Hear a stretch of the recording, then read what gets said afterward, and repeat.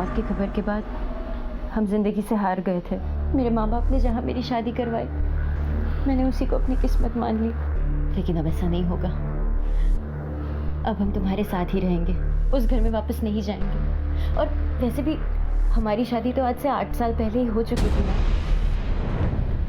संगीता, वो हमारा बचपना था, लेकिन अब हालात बदल गए हैं ना। जब हम नहीं बदले, तुम नहीं बदले, तो हालात कैसे बदल गए? वो अब हमसे रोज मिलने की जरूरत। चलो जल्दी।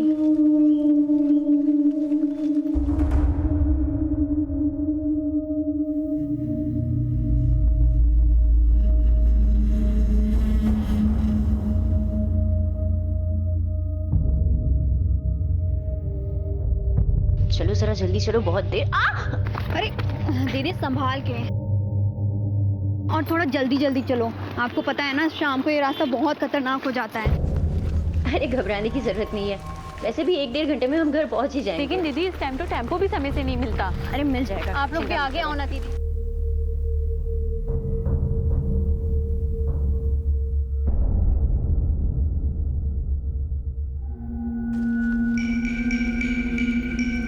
बस आ गए बस स्टॉप पे। हाँ बस आ ही गए हैं।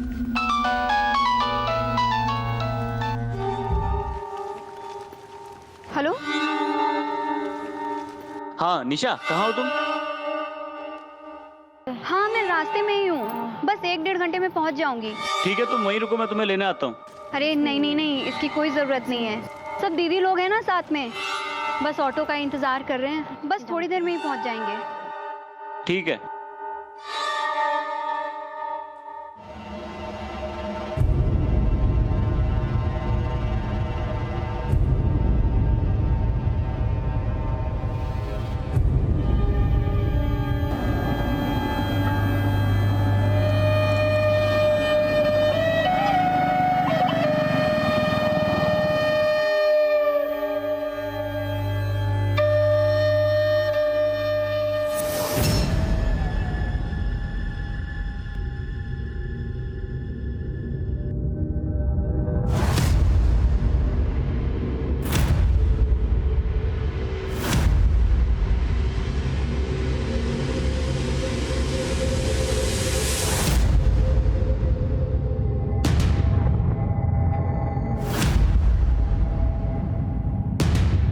दीदी अरे वो आ गई। अरे रुकिए रुकिए भैया, रुकिए। रुको रुको रुको रुको भैया। काशी घाट चलोगी? बैठिए। दीदी चलो जल्दी। चलो चलो चलो चलो जल्दी।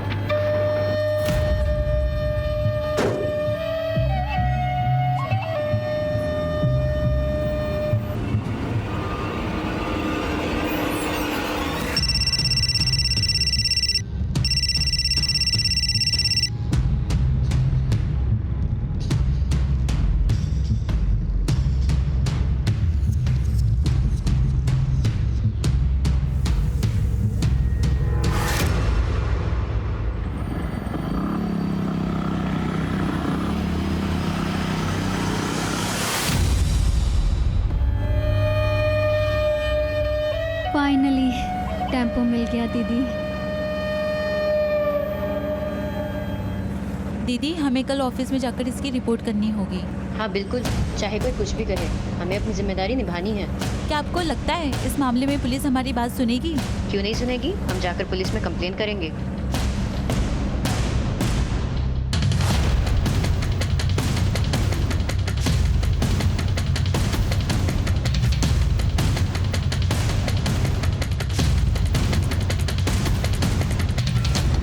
कैसे कैसे लोग हैं ना दीदी। देखो, मामले को सामने लाकर हमें अपनी जिम्मेदारी तो जरूर निभानी है, आगे कानून अपना देख लेगा। अरे दीदी, आप ये बताइए कि आप वो सुबह क्या बता रही थी? सुबह किस बारे में? कुछ प्यार के बारे में था शायद।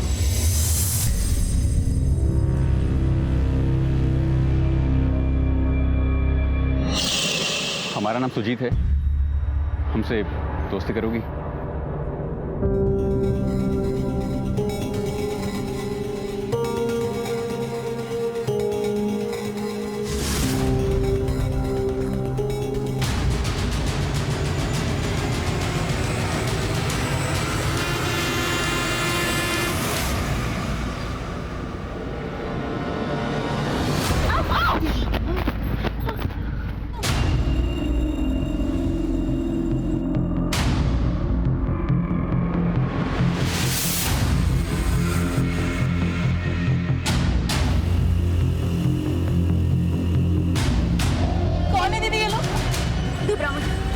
हम देखते हैं।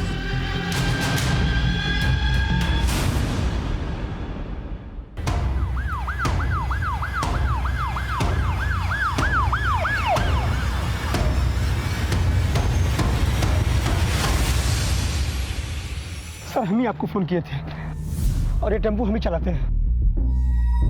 वो लड़कियां कहाँ से बैठी थी तुम्हारे टेम्पो में? सर मझगांव से। उन लड़कों का हुलिया पता है? सर चेहरा उनका ढका हुआ था और देखने में लंबे चौड़े और हट्टे कट्टे थे। वो लड़कियों को किधर की तरफ लेके गए? सर शायद इधर ही गए सर। हाँ, चलो।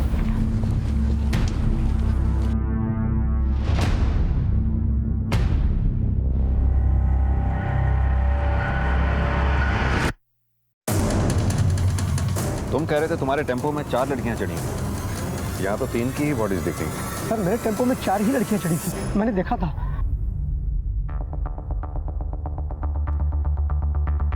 श्रीवास्तव, इधर जंगल में देखो आसपास। तुम बता रहे थे वो किसी के खिलाफ पुलिस में कंप्लेंट लिखवाने की बात कर रहे थे। सर वो तो मैंने नहीं सुना, मैंने इतना ही सुना था। क्या आपको लगता है इस मामले में पुलिस हमारी बात सुनेगी? क्यों नहीं सुनेगी? हम जाकर पुलिस में कंप्लेन करेंगे। और तभी अचानक गुंडों ने हमें घेर लिया। अपना रुपया पैसा मोबाइल रख इधर, चुपचाप निकल जाए यहाँ से, वरना तेरा तरबूज फोड़ दूंगा। निकल चल। सर मैं भागा भागा मक्खनपुर के पास गया पीसीओ से आपको फोन करने के लिए। ठीक है, बाहर वेट करो, बाद में पूछताछ करते हैं। जी सर। सर ये लड़कियां शक्ति टू वुमेन के एनजीओ में काम करती थी। एनजीओ में इन्फॉर्म कर दो, इसके डायरेक्टर को थाने बुलाओ। सर लगता है मरने से पहले काफी हाथापाई हुई। 2 लड़कियों के सर पर चोट, हो सकता है किसी भारी चीज से मार किया। सर पर्स में रुपए पैसे तो नहीं मिले। लूट का मामला हो सकता है, चेक करो। कोई मोबाइल वगैरह मिला? नहीं सर मोबाइल तो नहीं मिला, पर उनका पहचान पत्र मिला। सर आसपास पूरा जंगल छान मारा लेकिन कोई लड़की नहीं मिली। हो सकता है गुंडे उसे उठा के ले गए हों। सर ये भी हो सकता है कि वो बच के खुद भाग गई हो सकता है। फिलहाल ये बॉडीज पोस्टमार्टम के लिए भेजो। सर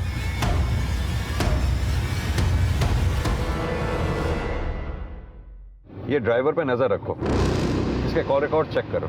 सर अगर ये गुंडों के साथ होता तो हमारे सामने आता ही क्यों? इसके गाड़ी के कागजात जो हमारे पास थे, हम इस तक पहुंच ही जाते, इसलिए ये खुद हमारे पास आ गया ताकि किसी को इस पे शक ना हो। अनुज, ये बॉडीज जिस कंडीशन में हमें मिली हैं, इन्हें देखकर ऐसा लगता है कि इनके साथ दुष्कर्म हुआ होगा। जो भी हो, पोस्टमार्टम की रिपोर्ट आने के बाद तो पता चली जाएगा। सर क्या ये हो सकता है कि किसी ने एनजीओ से अपना बदला इन औरतों से निकाला हो? बिल्कुल हो सकता है, लेकिन सवाल ये होता है कि ये लड़कियां किस काम से मझगांव में आई थी। ये एनजीओ से सारी लड़कियों की डिटेल्स ले लो, लड़कियों के घर वालों को भी इन्फॉर्म कर दो, और चौथी लड़की जो मिसिंग है उसके घर जाके भी देखो वो घर पहुंची या नहीं। अगर नहीं पहुंची तो सुबह इस एरिया में आके फिर दोबारा से छानबीन करनी होगी। हो सकता है वो डर के हमारे जंगल में छुपी हो। जी सर।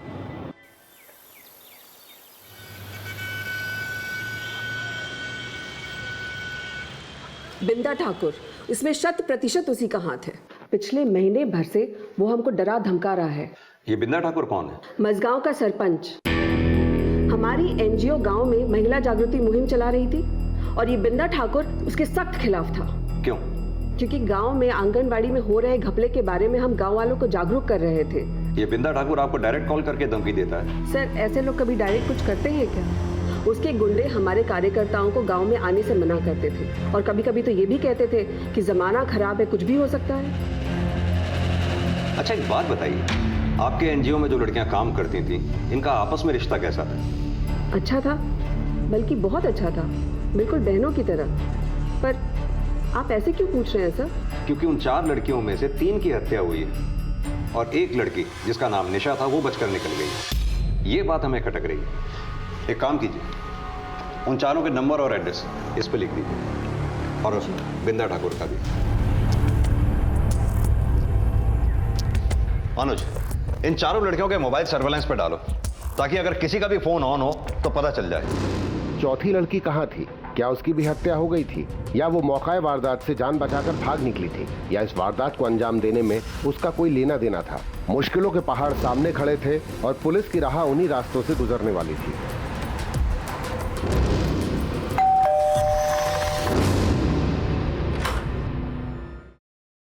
निशा का कुछ पता चला? कहाँ है हमारी बिटिया? हम भी उसी की तलाश में हैं। जल्दी ढूंढिए उसे, अगले महीने उसकी शादी है। शादी किससे? राजू से, दोनों बचपन के दोस्त हैं। हमारी बिटिया ने सोचा शादी से पहले कुछ सामाजिक कार्य कर ले, तो उसने सुधा जी का एनजीओ ज्वाइन कर लिया। राजू ऊंची जाति का है, इसलिए उसके घर वाले इस रिश्ते के लिए तैयार नहीं थे। बड़ी मुश्किल से तैयार हुए हैं, बस 4 ही दिन हुए हैं उसकी सगाई के। अगर राजू के घर वालों को पता चलेगा कि हमारी बिटिया रात भर घर नहीं आई, तो पता नहीं क्या क्या लांछन लगाएंगे उस पर। ठीक है।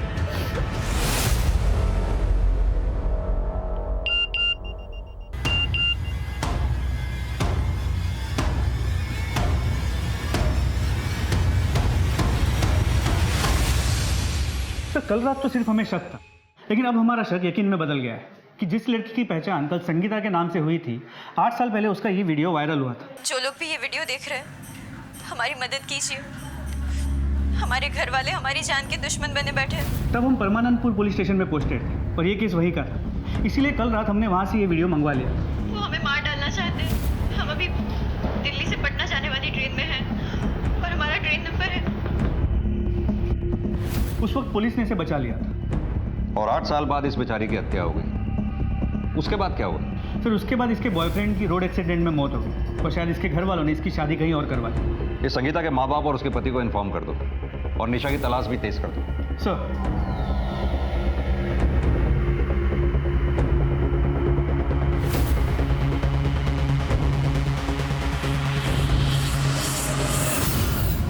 हमने चारों तरफ निशा को ढूंढने की बहुत कोशिश की, लेकिन वो कहीं भी नहीं मिली।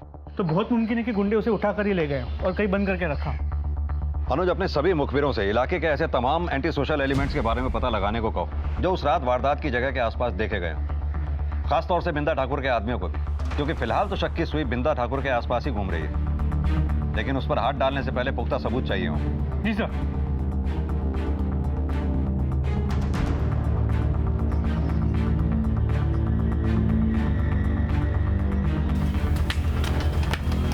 मामले की कशीदगी को देखते हुए पुलिस ने अपनी तफ्तीश के आधार पर संदिग्धों को दबोचना शुरू किया। सर, आपका शक सही था। पोस्टमार्टम रिपोर्ट के मुताबिक उन लड़कियों के साथ सामूहिक बलात्कार भी हुआ और जिन 2 लड़कों को हमने शक की बुनियाद पर पकड़ा है, उनका ताल्लुक बिंदा ठाकुर से। महिलाओं के अधिकारों के लिए लड़ने वाली शक्ति टू वुमेन एनजीओ की 4 महिला कार्यकर्ताओं के साथ मझगांव में घिनौना अपराध। मारने से पहले किया गया था सामूहिक बलात्कार। 4 में से 3 मृत घोषित, जिसमें से 1 की तलाश अभी भी जारी है।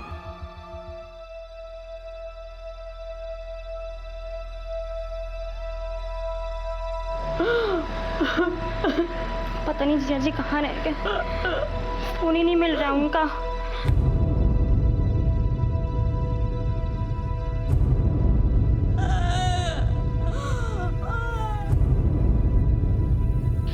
अभी तो हमारी संगीता की जिंदगी में सब कुछ संभला था और ये क्या हो गया भगवान।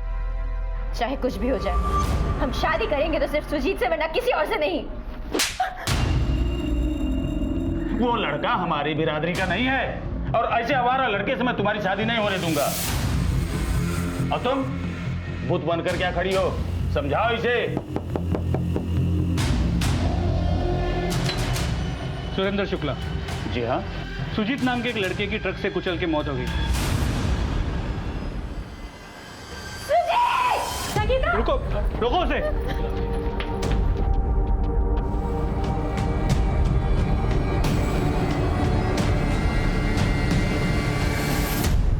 लाश की हालत काफी खराब है, थोड़ा संभाल के देखिएगा।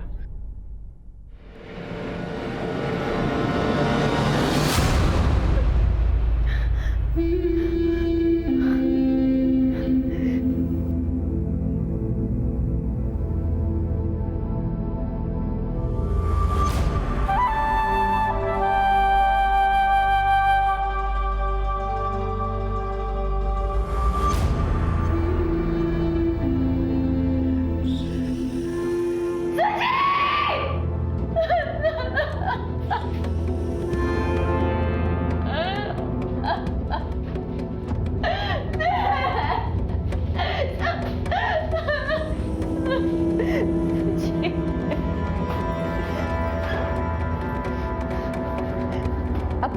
गई ना आप लोगों को? खुश है ना आप लोग? एक काम करना, जब हम मर जाएंगे ना तब भी नहीं खुश होना।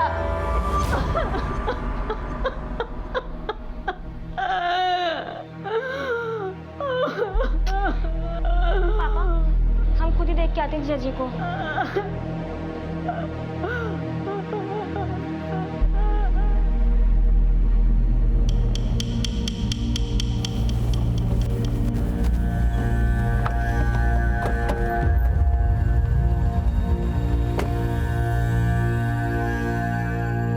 आओ इंस्पेक्टर साहब, बैठो। बिंदा ठाकुर, शक्ति 2 वुमेन नाम के एनजीओ के कार्यकर्ताओं के ऊपर जानलेवा हमला हुआ है। बलात्कार भी हुआ था, समाचार में देखा। बहुत दुख हो। वो चारों कार्यकर्ता परसों गांव में ही आई थी आपके। सुना है आप उन्हें धमकियां भी दिया करते थे।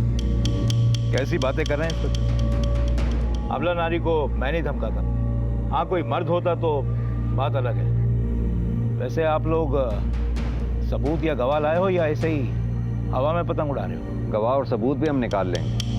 ये बताइए कि उस दिन गांव में हुआ क्या था? होना क्या था, ज्ञान देने आई थी तो मैंने ही थोड़ा सा ज्ञान दे दिया उन्हें। हमारी योजनाओं से आपको हर वो सहायता मिलेगी जो बिंदा ठाकुर आपको नहीं देते हैं। सरकार ने ऐसी एक नहीं, ढेरों योजनाएं बनाई है बच्चों और महिलाओं के लिए। अगर आंगनवाड़ी में आपको इनमें से कोई भी सुविधा नहीं मिलती है तो आपको उसकी शिकायत करनी चाहिए, जैसे ये। क्या हो रहा है यहाँ? क्या है ये सब? तुम लोग इनकी बातें क्यों सुनते हो? मैं गांव का सरपंच हूँ। अगर तुम लोगों को कोई परेशानी है, कोई शिकायत है, तो हम आपस में बात कर सकते हैं ना? बातें तो आप बहुत कर चुके हैं सरपंच जी, लेकिन अब हम काम करके दिखाएंगे, बातें नहीं। देवी जी, आपको जो करना है करो, लेकिन हमारे गांव की शांति भंग मत करो। चलो अपना अपना काम करो। चलो चलो। अरे आप रुकिए, आप लोग इनकी बात मत सुनिए। रुकिए आप लोग, अरे रुक जाइए।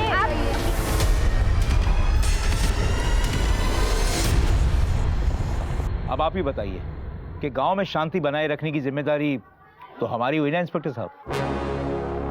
इसलिए आप जाइए और जो खो गई है लड़की उसे खोजिए, शायद वो जिंदा हो। अगर मेरी कुछ मदद की जरूरत हो तो मैं यहीं मिलूंगा। हो सकता है हमारी और आपकी अगली मुलाकात जेल में ही हो।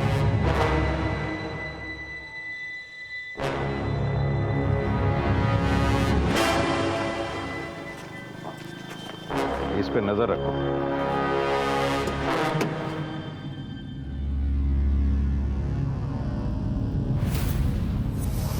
मझगांव सामूहिक हत्या और बलात्कार के मामले में पुलिस ने अपने शक के घेरे में आए हुए हर एक संदिग्ध पर नजर बनाए रखी।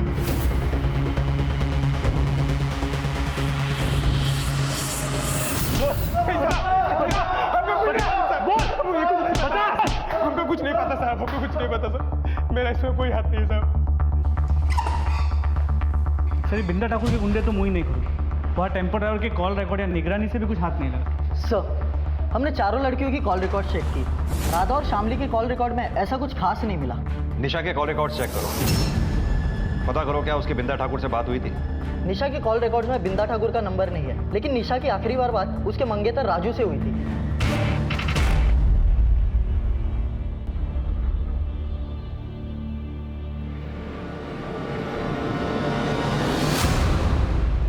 जिया जी,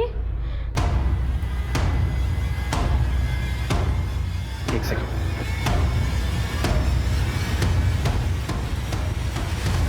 सुनीता, क्या बात है? जिया जी, दीदी। क्या हुआ संगीता को?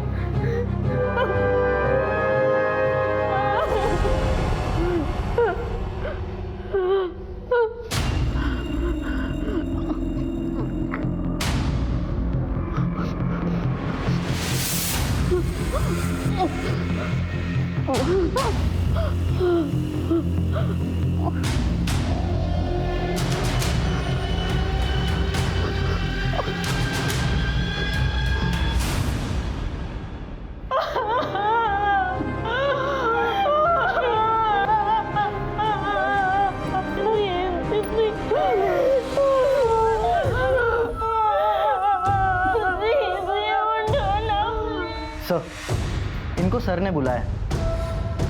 चलिए।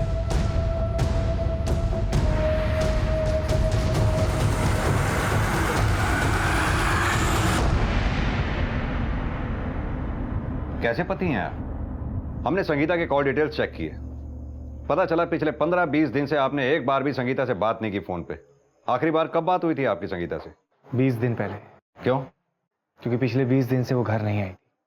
तो फिर कहाँ रह रही थी?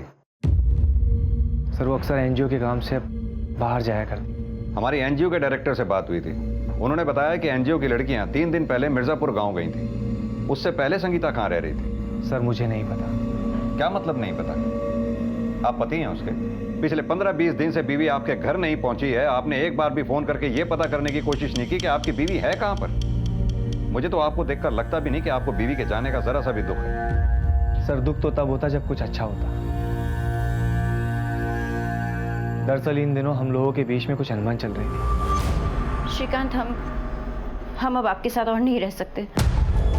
हमने बहुत कोशिश की ये रिश्ता निभाने की, लेकिन हम कब तक ढोंग करते रहे? 1 महीने पहले तो सब कुछ ठीक था, लेकिन पिछले 1 महीने से देख रहा हूं कि तुम अचानक बदल गई हो। ठीक है, अभी आप जा सकते हैं।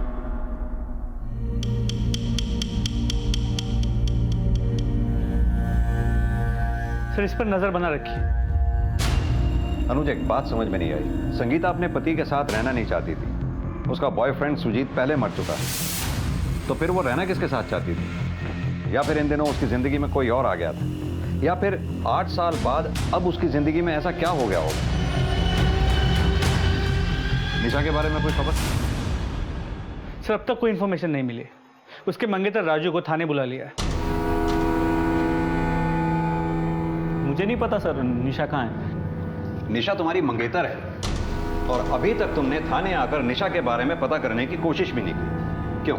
वो मुझे निशा की माँ से पता चला कि आप लोग उसे ढूंढ रहे हो, इसलिए मैंने पुलिस तो अपना काम कर ही रही है। ये बताओ कि वारदात से ठीक पहले तुम्हारी निशा से बात क्या हुई? सर, मैं उसके लिए बहुत परेशान था। ठीक है, तुम वहीं रुको, मैं तुम्हें लेने आता हूँ। बस थोड़ी देर में ही पहुंच जाएंगे। देखिए, निशा हमें वारदात की जगह नहीं मिली। ना ही वो अपने घर पहुंची और ना ही उसने तुमसे कांटेक्ट करने की कोई कोशिश की। आखिर क्या वजह हो सकती है?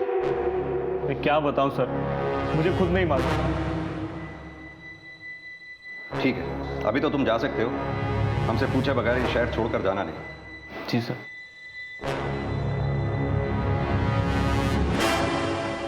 लड़का कुछ ज्यादा ही सीधा लग रहा है, निगरानी रखो इस पर। जी सर। निशा की तलाश में जुटी पुलिस टीम जहां उसे दिन रात ढूंढने में लगी थी, वहीं सर, हमने कुछ नहीं किया है, हम सच बोल रहे हैं। सर, ये बिंदा ठाकुर के गुंडे तो अपने पुराने बयान पे ही डटे हुए। हो सकता है कि उनका इस केस में कुछ लेना देना हो ही, लेकिन फिर भी अभी इन्हें डिटेन करके ही रखो। जी सर। इसके अलावा राधा और शामली के घर वालों से भी बात की। उनके कॉल रिकॉर्ड से भी इस केस को कोई नई दिशा नहीं मिली। टेम्पो ड्राइवर से भी कुछ हासिल नहीं। बिंदा ठाकुर ने उन्हें धमकी तो दी थी, लेकिन इस केस में उनका कोई हाथ हो, अब तक ऐसा कोई भी सुराग नहीं मिला। अनुज, पता लगाओ कि इस एनजीओ ने सिर्फ बिंदा ठाकुर से ही दुश्मनी ले रखी थी या कोई और भी था जिससे इनकी दुश्मनी थी? नहीं सर, हमने इस दिशा में भी टटोला है, ऐसा कुछ नहीं। यानी कि अब निशा के सुराग मिलने पे ही ये डिपेंड करता है कि हमारे इन्वेस्टिगेशन की दिशा क्या हो। बेटा, अभी तक आप सोई नहीं? चलो सो जाओ जल्दी से, फटाफट। मुझे मम्मी की याद आ रही है। हम भी आपकी मम्मी जैसे हैं ना। चलो अभी आप सो जाओ, फिर कल हम मम्मा के पास चलेंगे, ठीक है? चलो, गुड बॉय, सो जाओ आराम से। हाँ, गुड नाइट, बाय।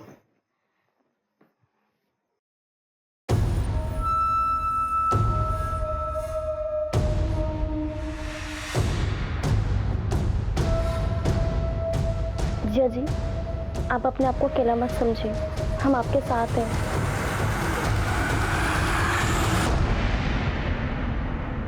तो संगीता के कॉल रिकॉर्ड्स में ये कई ऐसे नंबर हैं जो सिर्फ 4 से 5 दिन या 1 सप्ताह इस्तेमाल करके बंद कर दिए गए, और ये सभी नंबर्स किसी सिद्धार्थ वर्मा के फेक आईडी पे रजिस्टर्ड हैं। अनुज, पता करो ये सिद्धार्थ वर्मा के नंबर्स बाकी 3 लड़कियों के कॉल रिकॉर्ड्स में भी हैं क्या?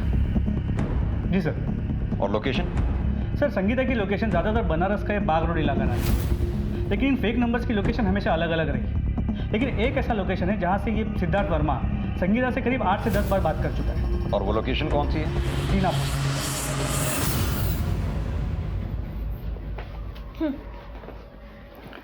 Thank you. सुनिए, इस बार आप फिर से 5-6 दिन बाद आएंगे? नहीं नहीं, जल्दी आ जाऊंगा। तुम्हें कुछ ज़रूरत होगी तो बताना, मैं वहीं से अरेंज कर दूंगा। लेकिन कोशिश कीजिएगा कि जल्दी आ जाए। पक्का।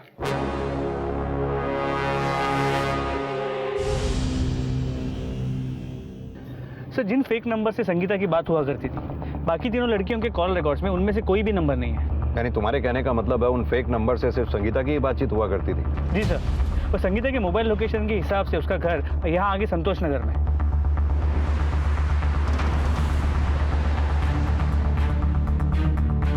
जरा बात सुनो, इस लड़की का नाम संगीता है, जानते हुए कहाँ रहती है?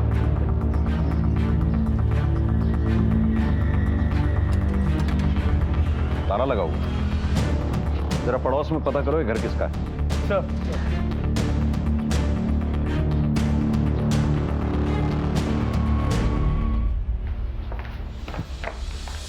सर, ये घर इनका है। हाँ सर, किराए पे दे रखी है। कौन रहता है यहाँ? एक संगीता नाम की लड़की है। अकेली रहती है या किसी के साथ रहती है? सर, ज्यादातर वो अकेली रहती है। उसका पति कभी कभार आता है। क्या ये है वो आदमी? पता नहीं सर, मेरी एग्रीमेंट की सारी बातें संगीता से हुई थी। एग्रीमेंट लाइए। जी सर। संगीता अपने पति के साथ रहती है? कैसे हो सकता है? उसने मैं बताया नहीं। जी सर। ये एग्रीमेंट तो श्रीकांत के नाम पे, वो भी 1 महीना पहले हुआ। तो पहचानते हो इस आदमी को? उसको मेरा बेटा जानता है। आपका बेटा कहाँ पर? काम के सिलसिले में अजमेर गया था। वो जैसे ही अजमेर से वापस आए उसे थाने लेके आना है। हमें उस आदमी का स्केच बनवाना है जो यहाँ आया जाया करता है। जी सर। अभी के लिए हम ये ले जा रहे हैं। जी सर। अनुज, श्रीकांत ने हमें कहा था कि उसकी अपनी बीवी से अनबन चल रही थी, लेकिन यहाँ एग्रीमेंट श्रीकांत के नाम पे हुआ है जहाँ संगीता रहती थी। कहीं ऐसा तो नहीं है वकील श्रीकांत हमारे साथ कोई दांव-पेंच खेल रहा?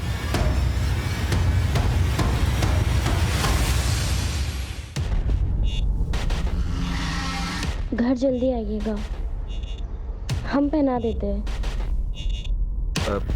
रहने दीजिए, हम कर लेंगे।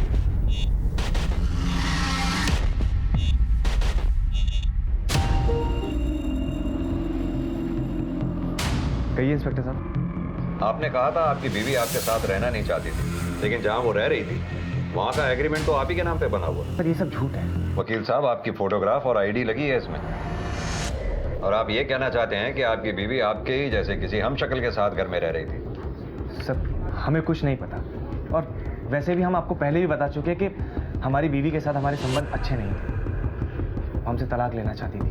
बीवी तलाक चाहती थी और आपकी साली आपके साथ आपके घर में रह रही थी, है ना?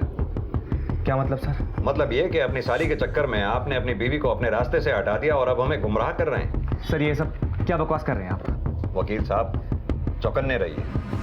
कानून के आंख पे पट्टी जरूर बंधी होती है, लेकिन वो अंधा नहीं होता।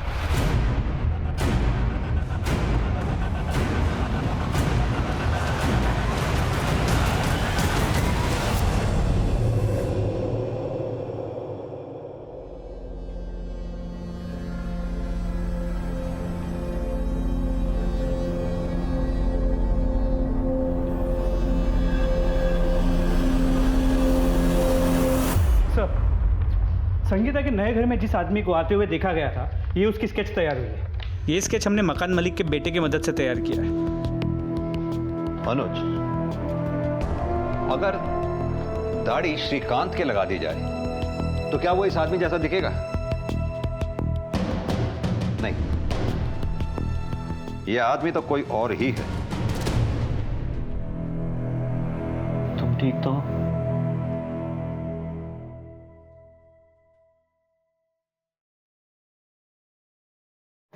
क्या हुआ निशा? मुझे डर लग रहा है राजू। निशा, अब डरने की जरूरत नहीं है, तुम सेफ हो। मुझे तुमसे डर लग रहा है। मुझसे क्यों? तुम मुझे छोड़ तो नहीं दोगे ना? निशा, तुम ये फालतू की बातें सोचना बंद करो। तुम्हें आराम की जरूरत है। हाँ, तुम आराम करो।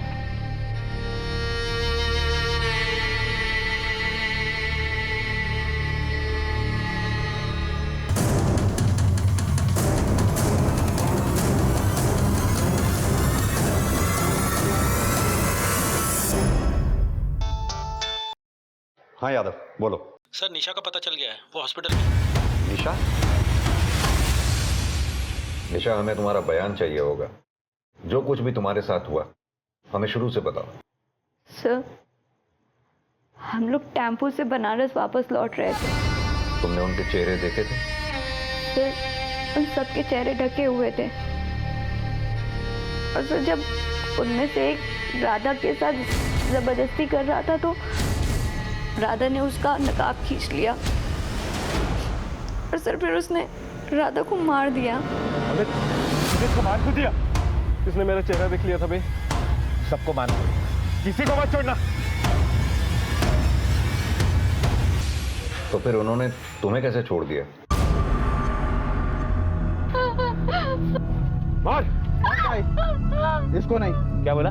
ये मुझे पसंद है। पागल हो गया क्या? अगर ये जिंदा रहेगी ना तुझे अंदर करवा देगी, समझो? भाई बात की बाद में देखी जाएगी, मगर ये मुझे पसंद है। भाई घर में बांध के रखना, मैं भी आऊंगा कभी कभी। उसने तुम्हें कहाँ छुपा रखा था? छितौना की कोठरी में छिपाया था। एक बात बताओ, वो गुंडे किसी का नाम ले रहे थे? जैसे बिंदा ठाकुर, श्रीकांत, सिद्धार्थ? नहीं सर। अच्छा, जिसने तुम्हें कोठरी में बांध के रखा था उसका स्केच बनवा सकती हो? हाँ सर। और सर, मैंने उसे भी देखा था जिसने राधा को।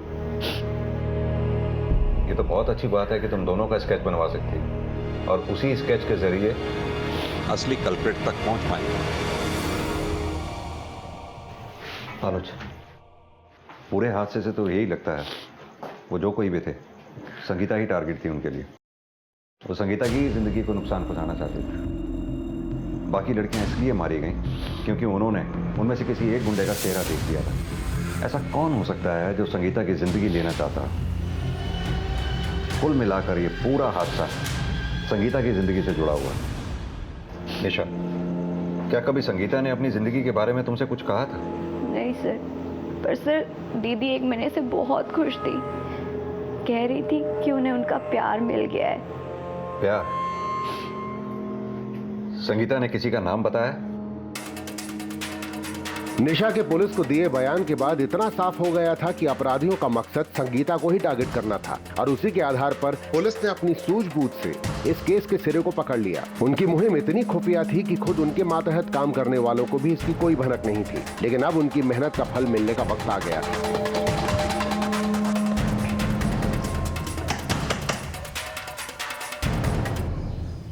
क्या बात है साहब? आपका बेटा कहाँ है? आप ऐसे कुछ नहीं बताएंगे। यादव, इन्हें थाने लेकर चलो, वहीं बात करेंगे इनसे। साहब बात क्या वो तो बताइए साहब। आप ऐसा नहीं कर सकते साहब मेरे साथ। हम बहुत कुछ कर सकते हैं। आपकी उम्र का लिहाज कर रहे हैं हम। बैठाओ इन्हें गाड़ी में। साहब गलती क्या है मेरी? साहब ये हो क्या रहा साहब? सीधी तरह से बताइए, आपका बेटा है कहाँ पर? अब ये मत कहिएगा कि बेटा मर चुका है। साहब मुझे कुछ समझ में नहीं आ रहा साहब। आप बस इतना समझ लीजिए कि जब पुलिस आपके पास पहुंच सकती है तो थोड़ी मेहनत करने पे आपके बेटे के पास भी पहुंच सकती है। बेहतर होगा हमारा काम आसान कर दें।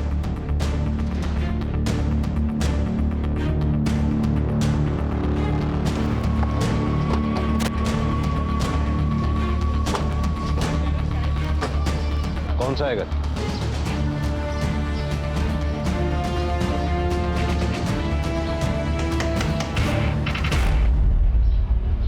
आपके पति घर पे हैं? हाँ।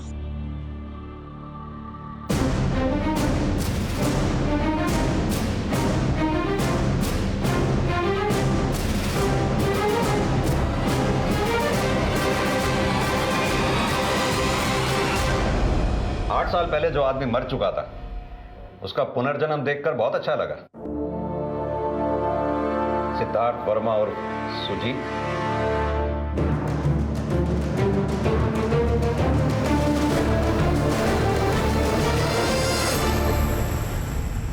सर, आपको जरूर कोई गलतफहमी हुई है। यादव सर, जरा लेकर आओ उन्हें।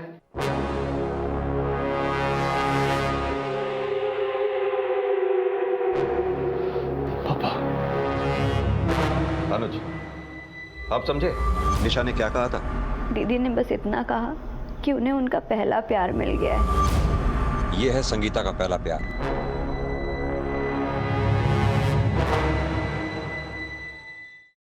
भाई हमें तेरी कहानी एकदम शुरू से सुननी है। तू 8 साल पहले मर गया था ना, फिर दोबारा जिंदा कैसे हो गया? सर, हम और संगीता 8 साल पहले एक दूसरे से बेहद प्यार करते थे, लेकिन हमारी बिरादरियां अलग थी। उसके घर वाले नहीं माने, तो एक दिन हम दोनों घर से भाग गए और हमने मंदिर में शादी भी कर ली थी। लेकिन उस वक्त संगीता नाबालिग थी, तो उसकी किडनैपिंग का केस हम पर लग गया और उसके बिरादरी वालों से भी हमारी जान को खतरा था। तो हमारे पापा ने हमारी जान और हमारा फ्यूचर दोनों बचाने के लिए हमें यहाँ से भगा दिया और एक रोड एक्सीडेंट में कुचली हुई लावारिस लाश को हमारी लाश बताकर हमें कानून और उन लोगों से बचा लिया था। और मैंने उस लावारिस डेड बॉडी पे सेम अपने जैसा टैटू भी बना दिया था। तो तूने संगीता और एनजीओ की बाकी लड़कियों की हत्या और बलात्कार क्यों करवाया? सर, हम तो अपनी दूसरी जिंदगी में बेहद खुश थे। सर, हमने तो शादी भी कर ली थी, बैंक में अच्छी नौकरी भी लग गई थी। लेकिन फिर जब हमारा ट्रांसफर दिल्ली से यहाँ बनारस होने लगा तो अपना चेहरा छुपाने के लिए हमने दाढ़ी मूंछ रखना शुरू कर दिया ताकि कोई हमें पहचान न सके। फिर एक दिन बाजार में संगीता ने हमें पहचान लिया। सुजीत, बुरा है कि जाके तुम नहीं बच सकते। हमें बता दो कि तुम थोड़ा धीरे बोलो प्लीज। हम सब हमें जानते हैं, लेकिन वो चुप ही नहीं हो रही थी, तो उसे लेकर मैं अपने दोस्त के यहाँ चला। तुम्हारी मौत की खबर के बाद हम जिंदगी से हार गए थे। मेरे माँ बाप ने जहाँ मेरी शादी करवाई, मैंने उसी को अपनी किस्मत मान ली। लेकिन अब ऐसा नहीं होगा। अब हम तुम्हारे साथ ही रहेंगे, उस घर में वापस नहीं जाएंगे। और वैसे भी हमारी शादी तो आज से 8 साल पहले ही हो चुकी थी ना। संगीता, वो हमारा बचपना था, लेकिन अब हालात बदल गए हैं ना। जब हम नहीं बदले, तुम नहीं बदले, तो हालात कैसे बदल गए? वो अब हमसे रोज मिलने की जिद करने लगी, और रोज रोज तो किसी दोस्त के यहाँ पर नहीं मिल सकते थे, इसलिए हमने एक कमरा किराए पे ले लिया। संगीता ने अपने पति श्रीकांत के नाम से एग्रीमेंट बनवा लिया था, लेकिन फिर वो हमसे शादी की जिद करने लगी। तो तूने उसे बताया क्यों नहीं कि तू शादीशुदा है? बताया था सर, लेकिन उसे कोई फर्क ही नहीं पड़ा। हम एक काम करते हैं, हम हमारे पति से तलाक ले लेते हैं और आप अपनी पत्नी से तलाक ले लीजिए। फिर हम दोनों साथ में कहीं दूर जाकर घर बसाएंगे। और एक दिन फाइनली वो अपने पति को छोड़कर हमारे पास आ गई। उसने हमें बताया कि वो अपने पति को तलाक के बारे में बोलकर आई है, लेकिन हम अपनी पत्नी को नहीं छोड़ना चाहते थे, इसलिए एक एक दिन करके हम उसे टालते रहे। फिर एक दिन उसने हमें बिंदा ठाकुर के बारे में बताया। बिंदा ठाकुर खुद को लोगों का बहुत बड़ा हमदर्द दिखाता है, पर जब हमने उसके काले करतूतों पर से पर्दाफाश करने की कोशिश की तो उसने अपने लोगों के जरिए हमें जान से मारने की धमकी देनी शुरू कर दी।